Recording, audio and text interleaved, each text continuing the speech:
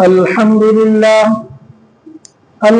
لله نحمده ونستعينه ونستغفره ونؤمن به ونتوكل عليه ونعوذ بالله من شرور أنفسنا ومن سيئات أعمالنا من يهده الله فلا مضل له ومن يضلل فلا هادي له ونشهد أن لا إله إلا الله وحده لا شريك له ونشهد أن سيدنا ومولانا محمدا عبده ورسوله صلى الله عليه وعلى آله وأصحابه وأتباعه أجمعين أما بعد فأعوذ بالله من الشيطان الرجيم بسم الله الرحمن الرحيم والعصر إن الإنسان لفي خسر إلا الذين آمنوا وعملوا الصالحات وتواصوا بالحق وتواصوا بالصبر صدق الله العظيم وصدق رسوله النبي الكريم ونحن على ذلك لمن الشاهدين والشاكرين والحمد لله رب العالمين. محترم حاضرین جمعہ، بزرگوں اور عزیز دوستوں، میں نے قرآن کریم کی ایک سورت آپ کو سنائی. اللہ رب العزت نے اس سورت میں یہ بات بتلائی اپنے بندوں کو کہ دنیا میں جتنے بھی انسان ہیں سب کے سب نقصان میں ہیں، گھاٹے میں ہیں، سب خسارے میں ہیں، نقصان میں ہیں. ہاں وہ انسان جس نے ایمان لے آیا ہو اور جو اعمال صالحہ کر رہا ہو وہ گھاٹے میں نہیں ہے. باقی دنیا میں جتنے بھی انسان ہیں سب نقصان میں ہیں. جو ایمان لے آئے اور اچھے اعمال کرے وہ نقصان میں اور گھاٹے میں نہیں ہے. پتہ یہ چلا کہ اللہ رب العالمین نے جو ہمیں ایمان عطا فرمایا یہ ایسی قیمتی دولت ہے کہ اس ایمان کی حفاظت ہمارے لیے ضروری ہے. جس طریقے سے کامیاب انسان ہونے کے لیے ایمان لانا ضروری ہے. دنیا میں جتنے بھی لوگ کفر پر زندگی گزار رہے ہیں ان کو اگر کامیاب ہونا ہے تو ان کے لیے ایمان لانا ضروری ہے. اسی طریقے سے ایمان والوں کو اپنے ایمان کی حفاظت کرنا بھی ضروری ہے.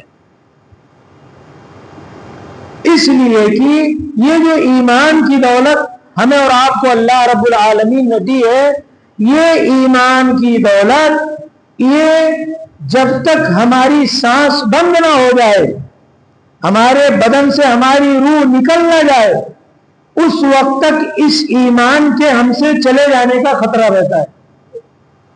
اور شیطان اتنا بڑا دشمن ہمارا اور آپ کا ہے کہ اس کی ہر ممکن کوشش ہوتی ہے کہ اس بندے کو ایمان سے کیسے ہٹا دیا جائے، یہ بندہ ایمان سے دور کیسے ہو جائے، اللہ اور اس کے رسول سے اس کا ایمان کس طرح ختم کر دیا جائے، یہ پوری کوشش ہوتی ہے ہمارے اور آپ کے دشمن شیطان کی.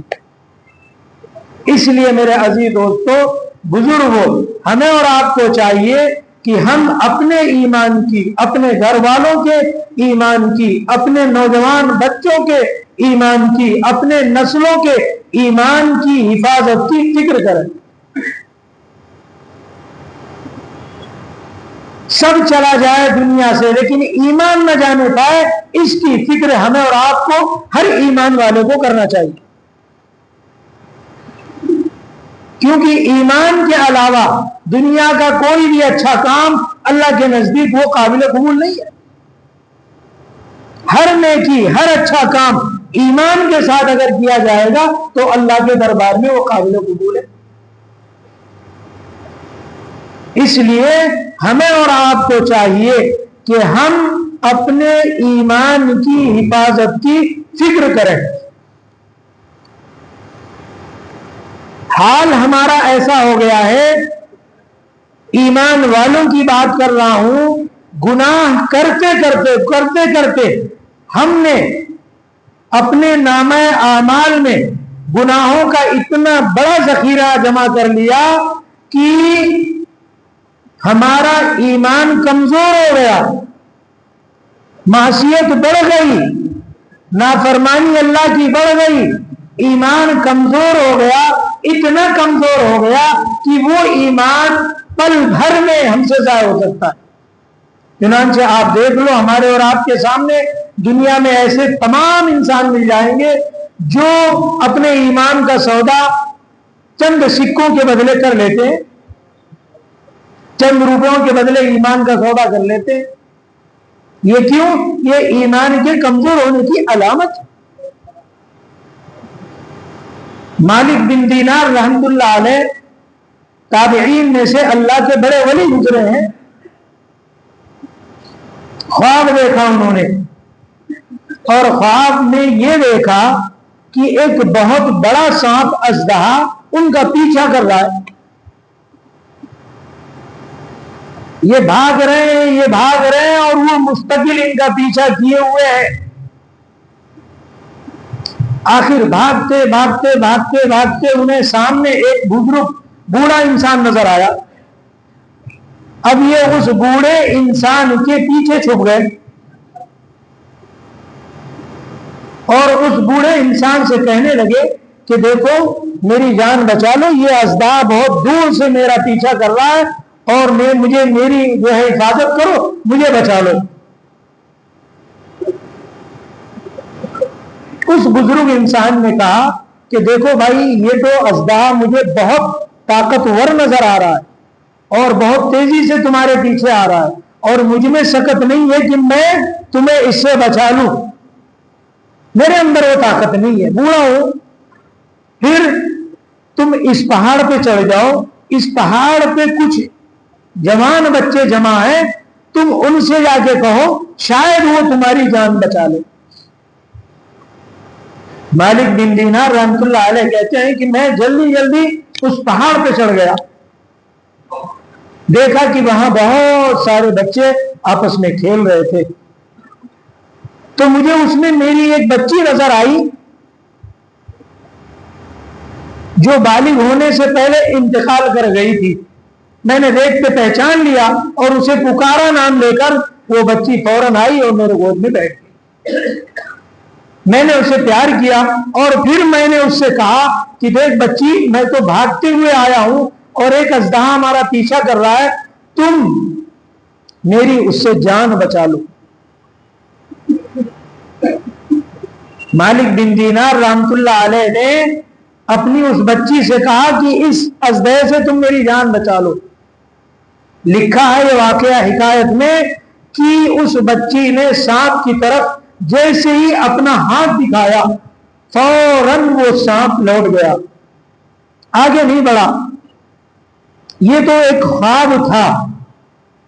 مالک بن دینار رحمت اللہ علیہ کہتے ہیں کہ میں جب خواب سے بیدار ہوا میں بڑا پریشان ہوا. اس زمانے میں ایک معبر تھے جو خواب کی تعبیر بتایا کرتے تھے، عالم تھے، فقیہ تھے. میں ان کے پاس گیا، میں نے ان سے کہا کہ آج رات میں نے اتنا خطرناک خواب دیکھا ہے کہ ایک اژدہا مستقل میرا پیچھا کر رہا ہے اور پھر اس طریقے سے میری جان بچی ہے، کیا بتائیے اس کی تعبیر کیا ہے. وہ خواب کی تعبیروں کو جانا کرتے تھے. ان فقیر نے کہا کہ دیکھو وہ جو اژدہا تمہارا پیچھا کر رہا تھا وہ تمہارے گناہ تھے، وہ تمہارے گناہ تھے. تم نے گناہ کر کے وہ اژدہا جیسے طاقتور ہو گیا، ایسے ہی تمہارے گناہوں کی گٹھی مضبوط ہو گئی. اور وہ جو بزرگ تمہیں نظر آئے وہ تمہارا ایمان تھا. اژدہا کتنا مضبوط اور ایمان تمہارا کمزور، اس لیے ایمان کمزور ہونے کی وجہ سے گناہ کا غلبہ ہمارے اوپر ہو جاتا ہے. گناہ طاقتور ہو گیا، ایمان کمزور ہو گیا.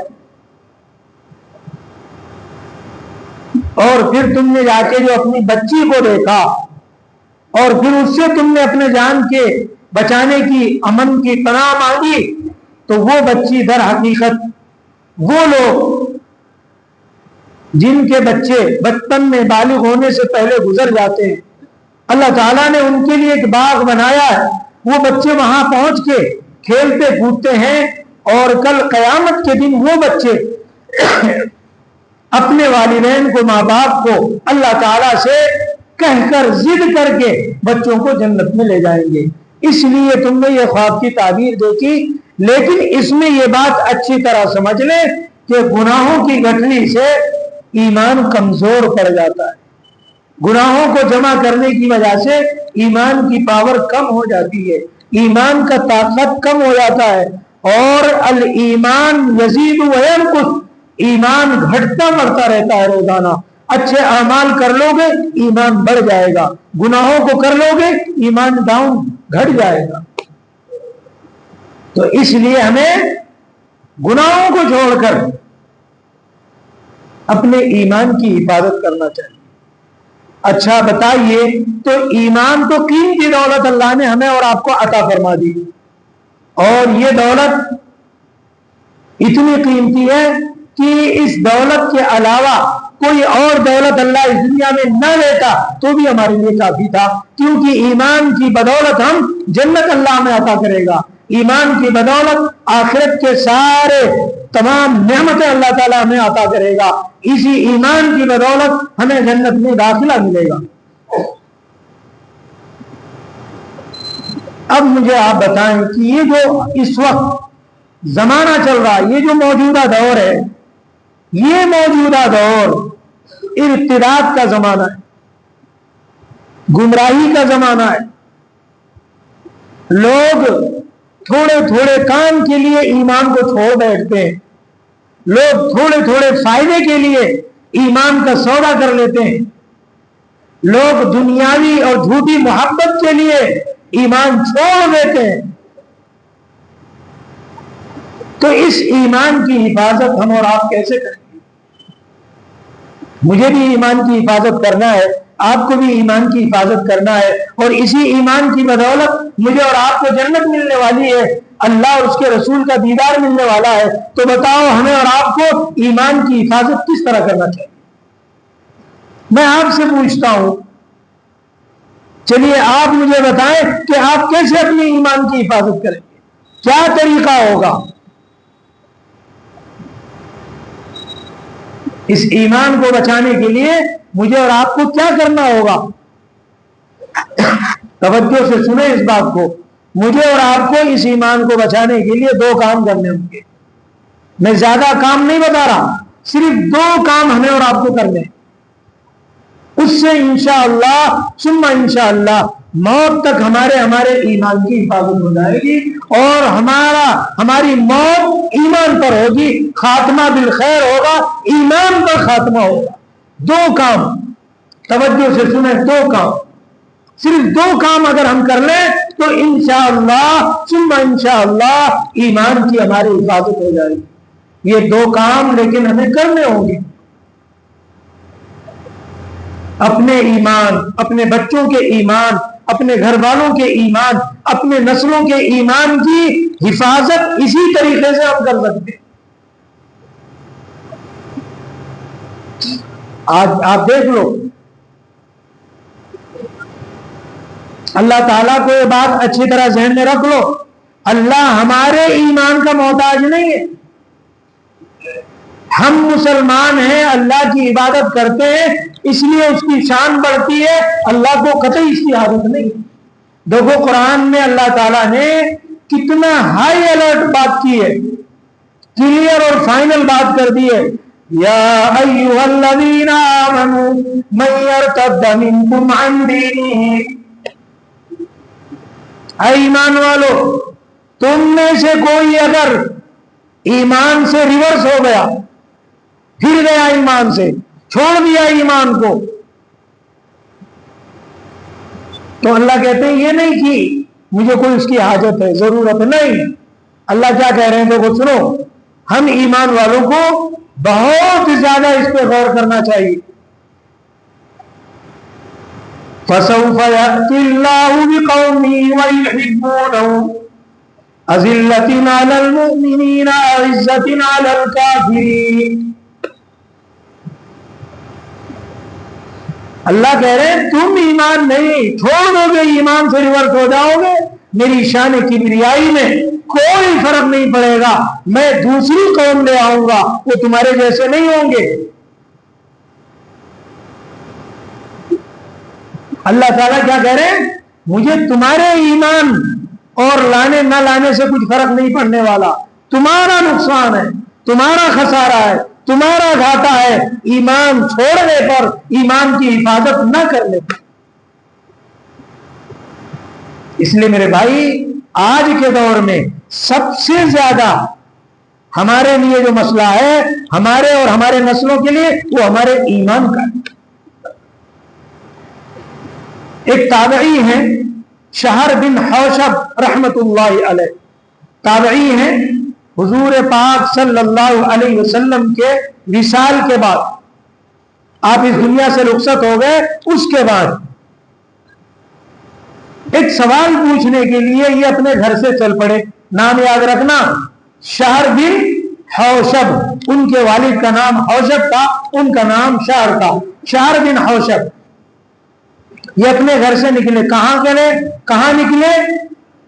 گئے حضور پاک صلی اللہ علیہ وسلم کی زوجہ کے پاس. آپ صلی اللہ علیہ وسلم کی تمام بیویاں ہم سب کی ماں ہیں، قرآن نے اس کا اعلان کیا، ازواجہ امہاتہم، ہم سب کی کیا ہے؟ ماں ہیں حضور پاک صلی اللہ علیہ وسلم کی تمام ازواج.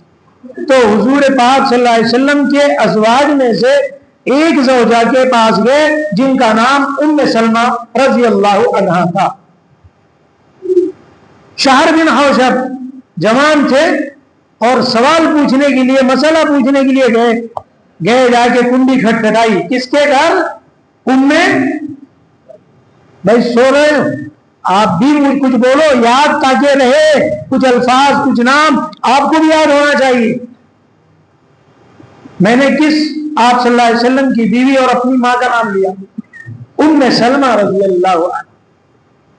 ان کے پاس یہ شہر بن حوشب گئے، کنڈی کھٹکھٹائی اور برآمدے میں کنارے کھڑے ہو گئے. اندر سے آواز آئی، ام سلمہ رضی اللہ تعالی عنہ آپ سب کی ماں. انہوں نے کہا کون؟ کہا شہر بن حوشب. کہا کیا کام ہے؟ کہا ایک سوال پوچھنے آیا ہوں، ایک سوال، اور اس کے علاوہ کوئی غرض نہیں ہے، نہ کھاؤں گا نہ پیوں گا نہ قیام کروں گا، بس ایک سوال کے لیے میں اپنے گھر سے آیا ہوں. اور وہ سوال میرا ہے کہ رسول پاک صلی اللہ علیہ وسلم اپنی زندگی میں سب سے زیادہ کون سی دعا مانگا کرتے تھے اپنی زندگی میں؟ حضور پاک صلی اللہ علیہ وسلم کی عمر کل کتنی؟ بتاؤ بھائی. ہاں، اپنے نبی پاک صلی اللہ علیہ وسلم کے بارے میں خبر رکھو. 63 سال عمر ہے ہمارے آپ صلی اللہ علیہ وسلم کی، جس میں سے نبوت آپ کو کتنے سال میں ملی؟ 40 سال. جب آپ 40 سال کے ہو گئے تو اللہ تعالیٰ نے آپ کو نبوت سے سرفراز فرمایا. 40 سال کے بعد اگر 63 سال، یہ بیچ کی جو زندگی ہے وہ صرف 23 سال کی. تو یہ سوال پوچھا شہر بن حوشب نے کہ اے امہات المومنین، آپ مجھے صرف یہ بتا دیں کہ اس 23 سال کی زندگی میں پیارے آقا جناب محمد رسول اللہ صلی اللہ علیہ وسلم کون سی دعا زیادہ مانگا کرتے تھے؟ ام سلمہ رضی اللہ تعالیٰ عنہ نے عرض کیا کہ اللہ کے بندے، میں نے پیارے آقا اپنے حبیب سرکار دو جہاں جناب محمد رسول اللہ صلی اللہ علیہ وسلم کو ہمیشہ بار بار دن اور رات میں کئی بار یہ دعا مانگتے ہوئے سنا ہے، یا مقلب القلوب یا مقلب القلوب ثبت قلبی علی دینک. یہ دعا آپ مانگا کرتے تھے، یا مقلب القلوب، اے دلوں کو پلٹنے والے، اے دلوں کو الٹنے پلٹنے والے. کون ہے دلوں کو الٹنے پلٹنے والا؟ اللہ ہے. اے دلوں کے الٹنے پلٹنے والے، میرا دل دین پر ایمان پر ثابت قدم فرما. کون دعا مانگ رہا ہے؟ پیارے آقا جناب محمد الرسول اللہ صلی اللہ علیہ وسلم. اور ام سلمہ ہم سب کی ماں فرماتی ہے کہ آپ دن اور رات میں کثرت سے دعا مانگو. بڑی پیاری دعا ہے, ہمیں اور آپ کو بھی چاہیے کہ یاد کریں. یا مقلب القلوب ثبت قلبی علی دینک. ایمان پر جمع, ایمان پر ثابت قدم فرما. اب یہ شہر بن حوشب بڑے حیرت میں پڑ گئے کہ آخر یہ دعا, ایمان کی حفاظت کی دعا پیارے آقا صلی اللہ علیہ وسلم, ارے ان کے صدقے میں تو ایمان ملا, انہی کی وجہ سے آج ہم مسلمان ہوئے, اور وہ ایمان کی حفاظت کی دعا مانگ رہے. تو شہر بن حوشب نے امہات المومنین حضرت ام سلمہ رضی اللہ تعالیٰ عنہ سے سوال کر بیٹھے. دل میں ایک یہ چیز پیدا ہو گئی کہ آخر آپ کے صدقے میں تو ایمان ملا, آپ کیوں ایمان کے ثابت قدمی کی, ایمان کی حفاظت کی اتنی دعا کیوں مانگ رہے؟ تو جانتے ہو ام سلمہ ہم سب کی ماں رضی اللہ عنہ نے کیا کہا؟ کہا یہی سوال تو میں نے خود رسول اللہ صلی اللہ علیہ وسلم سے کیا تھا کہ آخر آپ کے صدقے میں تو ساری دنیا کو ایمان ملا, ہدایت ملی, لیکن آپ ایمان کی حفاظت کی کیوں دعا مانگ رہے؟ آپ کے صدقے میں سب کچھ ملا, تو کیا آپ کا ایمان؟ تو فرمایا دیکھو اب سننے کی بات ہے جس کے لیے میں نے یہ بات سنائی آپ کو.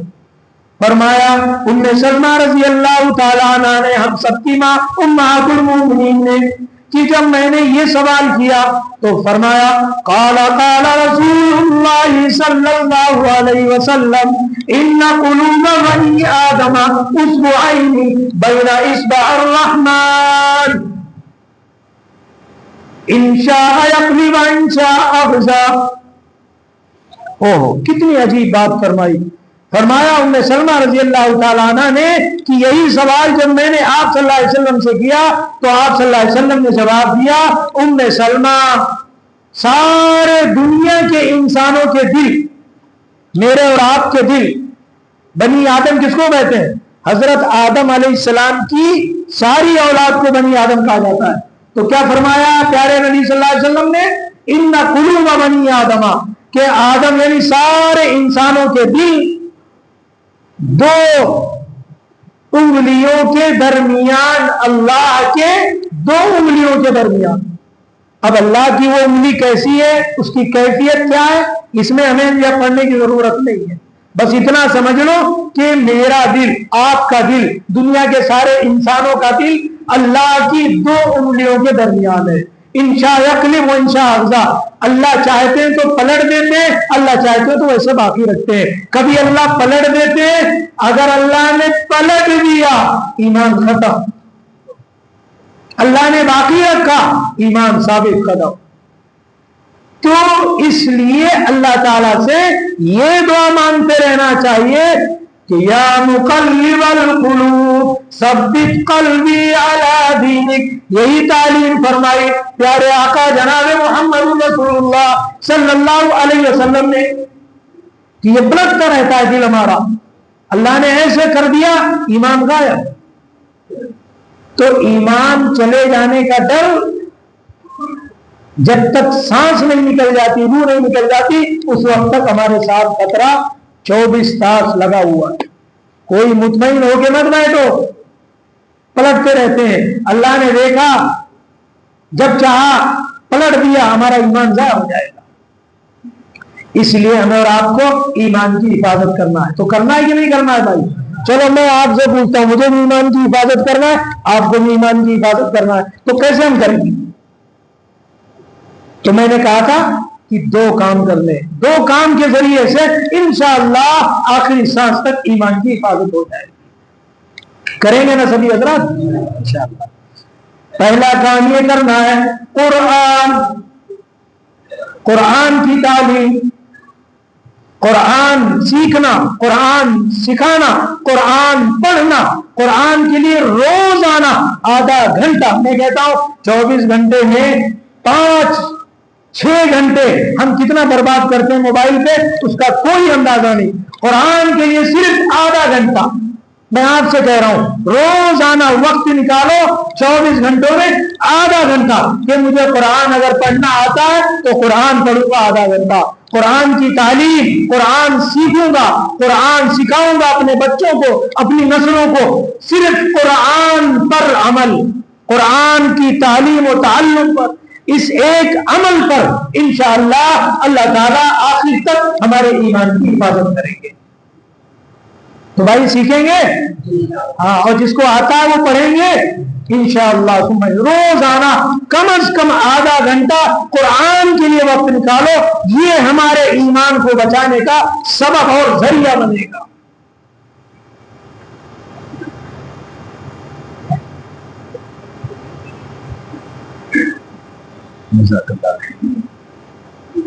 تو ایک چیز یہ بتائی میں نے، آپ کو لگ رہا ہوگا بڑی آسان سی چیز ہے، لیکن آج کرتا کوئی نہیں ہے۔ قرآن دیکھو سب آج تو کھول دیا شاید کسی نے، دیکھو سب طے کر کے رکھا ہوا ہے، میرا خیال ہے یہ سالوں سال کھلتا نہیں ہے۔ اور ہمارے گھروں میں بھی یہی حال ہے، بیٹی کو ہم نے جو جہیز میں دیا تھا ایک باکس، شاید وہ زندگی بھر کھلتا ہی نہیں ہے۔ موبائل دیکھو کیسے کھلتا ہے، اناڑی آدمی موبائل چلانا آ جاتا ہے، اسکرین ٹچ اس کو آ جاتا ہے، کیوں؟ اس نے جدوجہد کیا، کوشش کیا، اس کو سیکھنے کے لیے پریشان ہوا، آ گیا۔ لیکن جس سے ایمان کی حفاظت ہوگی، ہماری ایمان کی، گھر والوں کے ایمان کی، ہمارے نسلوں کے ایمان کی، آج اس کے لیے کوئی فکر نہیں۔ سب سے زیادہ دور لکش ہمارا اور آپ کا ہمارے قرآن سے، اللہ کی کتاب سے، اللہ کے کلام سے ہے۔ سب سے زیادہ بے دھیانی، سب سے زیادہ لاپرواہی آج قرآن سے، جس کا نتیجہ یہ نکل رہا ہے کہ آج نسلیں تباہ ہو رہی ہیں، مرتد ہو رہی ہیں، ایمان سے ہاتھ دھو رہی ہیں، کیونکہ قرآن ایمان کو مزین کرنے والی کتاب ہے، قرآن ایمان سے نور کو منور کرنے والی کتاب ہے، قرآن یہ تمہارے سینوں میں ایمان کی حفاظت کرنے والی کتاب ہے، لیکن آج کوئی قرآن کو ہاتھ نہیں لگاتا۔ تو بھائی انشاءاللہ یہ کریں گے، صرف سنیں گے؟ ہاں، اپنی بھی اپنے بچوں کی روزانہ آدھا گھنٹہ، میں کہتا ہوں زیادہ نہیں، زیادہ وقت نہیں ماننا ہو، صرف قرآن قرآن قرآن۔ اگر یہ امت صرف قرآن کے لیے آدھا گھنٹہ وقت دے دے، انشاءاللہ اس کی، اس کے گھر والوں کی ایمان کی حفاظت ہو جائے گی۔ تو ایک تو میں نے بتایا، ایک کام کیا کرنا ہے؟ قرآن خود پڑھنا ہے، بچوں کو پڑھانا ہے، سب کو سیکھنا سکھانا ہے۔ فکر اس کی کرنی ہے کہ قرآن آ جائے گھروں میں قرآن کا پڑھنا آ جائے، خود بھی پڑھنا ہے، گھر والی کو بھی بیدار کر کے اسے کہنا ہے کہ قرآن پڑھو، اپنے بچوں کو اس کے لیے وقت نکال کر کہنا ہے کہ قرآن پڑھو۔ انشاءاللہ اگر یہ ہمارا عمل رہے گا تو ہمارے گھروں سے کبھی بھی کوئی لڑکا یا لڑکی انشاءاللہ مرتد نہیں ہوں گے، ایمان کی حفاظت پورے گھر والوں کی ہوگی۔ تو ایک تو ہے قرآن، اور دوسری چیز نماز۔ قرآن اور دوسری چیز کیا ہے؟ نماز۔ نماز نماز نماز کی پابندی، اور میں بہت سنت و نوافل کی بات نہیں کر رہا ہوں، صرف 5 وقت کی فرض نمازوں کی بات کر رہا ہوں، 5 وقت کے فرض نمازوں کی بات کر رہا ہوں آپ سے۔ اور یہ نماز آپ جانتے ہیں کتنی اہم چیز ہے، بہت ساری باتیں نماز کے تعلق سے سنو گی، آج میں الگ انداز سے آپ کو کچھ باتیں سنانا چاہتا ہوں۔ آدم علیہ السلام، ان سے غلطی ہوئی، رونے لگے، خوب اللہ سے روئے، کتنے سال روئے؟ 300 سال روئے۔ کتنے سال روئے؟ غلطی ہوئی آدم علیہ السلام سے، اللہ نے منع کیا تھا کہ اس درخت کو مت کھانا، لیکن وہ کھا لیا، غلطی ہو گئی، رونے لگے۔ تو کتنا روئے بھائی؟ 300 سال روئے۔ جب پیارے آقا جناب محمد رسول اللہ صلی اللہ علیہ وسلم نے صحابہ کے سامنے یہ بات بتائی کہ آدم علیہ السلام ایک غلطی پر 300 سال تک روتے رہے، کہتے رہے ربنا ظلمنا انفسنا وان لم تغفر لنا وترحمنا لنكونن من الخاسرین۔ یہ بات 300 سال تک کہتے رہے اللہ سے، یہ دعا مانگتے رہے۔ 300 سال کے بعد اللہ تعالیٰ نے ان کی توبہ کو قبول فرمایا. کتنے سال کے بعد؟ جب یہ بات بتائی تو صحابہ بڑے حیرت میں پڑ گئے اور صحابہ نے کہا، عرض کیا کہ یا رسول اللہ صلی اللہ علیہ وسلم 300 سال تو ہماری زندگی نہیں، ہم اتنا کیسے روئیں گے، اتنا کیسے روئیں گے، رو کیسے پائیں گے، ہماری تو 100 سال کاٹنا مشکل ہے. آدم علیہ السلام 300 سال اللہ سے روتے رہے. تو جانتے ہو، سنو کیا فرمایا پیارے آقا جناب محمد رسول اللہ صلی اللہ علیہ وسلم نے کہ میرے صحابہ، اگر تم صرف فجر کی نماز پڑھ لو گے، یہ اتنا بڑا مجمع بیٹھا ہوا ہے، میں پوچھوں اگر کہ بھائی کتنوں نے فجر کی نماز پڑھی ہے، کتنی گردنیں جھک جائیں گی؟ کیونکہ میں اماموں میں دیکھتا ہوں نا کتنے لوگ آتے ہیں. کتنوں نے فجر کی نماز پڑھی ہے بتاؤ مجھے. پیارے آقا جناب محمد رسول اللہ صلی اللہ علیہ وسلم نے فرمایا کہ اے میرے صحابہ، میری امت میں جو فجر کی نماز پڑھ لے گا اور پڑھ کر کے مسجد سے جیسے ہی باہر نکلنے لگے گا، اللہ تعالیٰ نے 300 سال رونے پر جو ثواب حضرت آدم علیہ السلام کو دیا تھا، اللہ تعالیٰ اتنا ثواب میرے ایک امتی کو صرف فجر کی نماز پڑھنے پر عطا فرمائے گا. آج کتنے لوگ ہیں فجر کی نماز چھوڑ کر گرم بستروں میں، نرم بستروں میں، ایئر کنڈیشن کمروں میں پڑے رہتے ہیں. تو ایک نماز پر 300 سال رونے کا جو اجر اللہ تعالیٰ نے آدم علیہ السلام کو عطا فرمایا، وہ اس امت کے لیے ایک فجر کی نماز میں رکھا ہے. اور سنو، حضرت ابراہیم علیہ السلام کا تذکرہ ہم ہر سال قربانی کے موقع پہ کرتے ہیں. یقیناً ان کا بہت بڑا کارنامہ تھا. اللہ نے حکم دیا تھا اپنے بیٹے کو ذبح کرو. ابراہیم علیہ السلام اپنے بیٹے کو لے گئے تھے ذبح کرنے. یہ الگ بات ہے کہ اللہ تعالیٰ نے جنت سے مینڈا بھیجا اور اس کو ذبح کیا، لیکن اس ایک بیٹے کو ذبح کرنے کے لیے اللہ تعالیٰ نے جو اجر و ثواب عطا فرمایا تھا، پیارے آقا جناب محمد رسول اللہ صلی اللہ علیہ وسلم نے فرمایا، میری امت اگر کاروبار میں مشغول بھی رہی اور ظہر کا نماز آ گیا، ظہر کے نماز کا وقت آ گیا، میری امت اگر ظہر کی نماز کے لیے وقت کو فارغ کر کے آئے گی، مسجد میں سنتوں کے ساتھ فرض نماز کی ادائیگی کرے گی، تو وہ قربانی کرنے کا ثواب جو اللہ تعالیٰ نے ابراہیم علیہ السلام کو اپنے بیٹے کی قربانی پر اجر دیا تھا، اللہ تعالیٰ میری امت کو ظہر کی نماز سنتوں کے ساتھ ادا کرنے پر وہ اللہ تعالیٰ کو ثواب میری امت کو عطا فرمائے گا.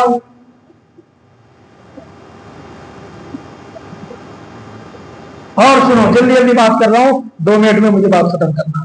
عصر کی نماز کا وقت، حضرت عزیر علیہ السلام اللہ کے پیغمبر ہیں، توجہ سے سننا تاکہ بات بھول نہ جائے. حضرت عزیر علیہ السلام اللہ کے پیغمبر ہے، لمبا واقعہ ہے.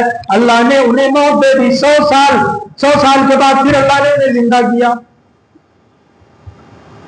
100 سال کے بعد زندہ کیا. انہوں نے اللہ سے کہا تھا کہ آپ کیسے زندہ کرتے ہیں مردوں کو؟ اللہ نے کہا تو ہی مر جا. پیغمبر کو اللہ نے مار دیا اور کہا 100 سال کے بعد. کہا کتنا سو؟ کہا 1 دن یا کم. کہا 100 سال کے بعد تجھے اٹھایا ہوں، ایسے میں زندہ کروں گا. حضرت عزیر علیہ السلام نے کہا میرا ایمان بڑھ گیا، میرا ایمان بڑھ گیا، میرا ایمان بڑھ گیا. پیارے آقا جناب محمد رسول اللہ صلی اللہ علیہ وسلم نے اپنے صحابہ سے فرمایا کہ اے میرے صحابہ، میری امت عصر کی نماز اگر اس کی پہلے کی 4 سنتیں اور 4 رکعت فرض ادا کر لے گی تو اللہ تعالیٰ نے جو ایمان بڑھایا تھا حضرت عزیر علیہ السلام کا 100 سال موت دینے کے بعد، اٹھانے کے بعد، اللہ تعالیٰ میری امت کا ایمان صرف عصر کی 4 سنتوں اور فرض کی ادائیگی میں وہ ایمان عطا فرما دے گا. اتنا ایمان بڑھ جائے گا ہمارا. عصر کی 4 سنتوں اور 4 فرضوں میں جو ایمان بڑھا، ایک پیغمبر کا 100 سال سونے کے بعد اللہ نے موت دی اور پھر دوبارہ بیدار کیا، تب ایمان بڑھا. تو یہ نماز ہم جسے آج ہم نے مطلب یہ سمجھ رکھا ہے ٹھیک ہے پڑھے تو چلتا ہے، نہیں پڑھے تو کوئی دقت نہیں ہے، کاروبار چل رہا ہے، سب کچھ چل رہا ہے، سب ٹھاٹ باٹ ہے. آپ کو پتا ہے ایک پیغمبر گزرے ہیں حضرت ایوب علیہ السلام، اللہ تعالیٰ نے تکلیفوں میں مبتلا کیا، خوب دعائیں مانگی، خوب اللہ سے آہوزاری کی، خوب روتے رہے، یہاں تک کہ قرآن نے ان کے بارے میں گواہی دی، نعم العبد انہ اواب، بہت زیادہ اللہ کے حضور عاجزی کرنے والے کون تھے؟ ایوب علیہ السلام، بہت زیادہ عاجزی کیا کرتے تھے۔ ہم اور آپ کچھ بھی نہیں روتے اللہ سے، ہم اور آپ کچھ بھی عاجزی نہیں کرتے، قرآن نے ان کے بارے میں شہادت دے دیا کہ خوب اللہ سے آہوزاری کرتے تھے۔